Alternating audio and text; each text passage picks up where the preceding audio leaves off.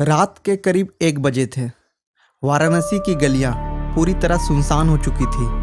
गंगा किनारे सिर्फ एक जगह ऐसी थी जहां अब भी आग जल रही थी, मणिकर्णिका घाट।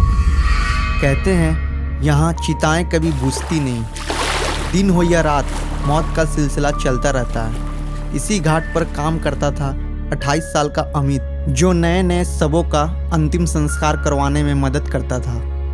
उसे इन सब चीज़ों की आदत हो चुकी थी। चीखे, रोना, जलती लाशें, अब उसे डर नहीं लगता था।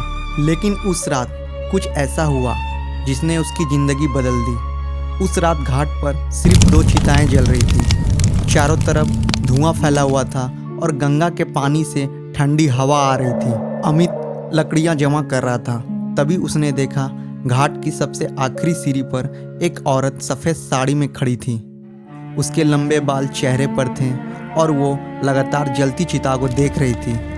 अमित ने सोचा कोई रिश्तेदार होगी। वह उसके पास गया और बोला, माँ जी, इतनी रात में यहाँ अकेले मत खड़े रहिए। लेकिन औरत ने कोई जवाब नहीं दिया।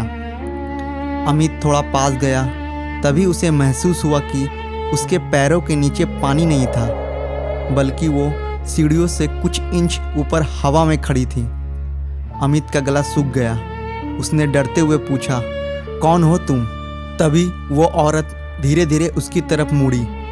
उसका चेहरा पूरी तरह जला हुआ था, आंखें काली और होंठों पर अजीब सी मुस्कान। अचानक घाट पर जल रही दोनों चिताओं की आग एक साथ तेज हो गई। औरत ने भारी आवाज में कहा, मेरी चिता अधूरी रह गई थी। अमित डर के मारे पीछे हटने लगा, लेकिन तभी उसे लगा जैसे किसी ने उसका पैर पकड़ लिया हो। नीचे देखा तो राख से भरा एक जला हुआ हाथ उसके पैर को पकड़ चुका था। अमित जोर से चीखा और खुद को छुड़ाकर भागने लगा, लेकिन जैसे जैसे वो सीढ़ियाँ चढ़ रहा था, उसे पीछे से पायल की आवाज़ सुनाई दे रही थी। वो आवाज़ तेज होती जा रही थी। अमित ने पीछे मुड़कर देखा, वो औरत अब सीढ़ियाँ पर नहीं थी, बल्कि सीधे उसके पीछे खड़ी थी। उसकी आंखों से खून बह रहा था और उसने अमित के कान के पास आकर धीरे से कहा, आज मेरी आंख पूरी होगी। अचानक अमित बेहोश होकर वहीं गिर पड़ा। सुबह जब घाट के दूसरे लोग आए तो अमित सीढ़िया के पास पड़ा मिला। उसके बाल पूरी तरह सफ़ेद हो चुके थे। जब उसे होश आया, उसने कांपते हुए पूरी घटना बताई।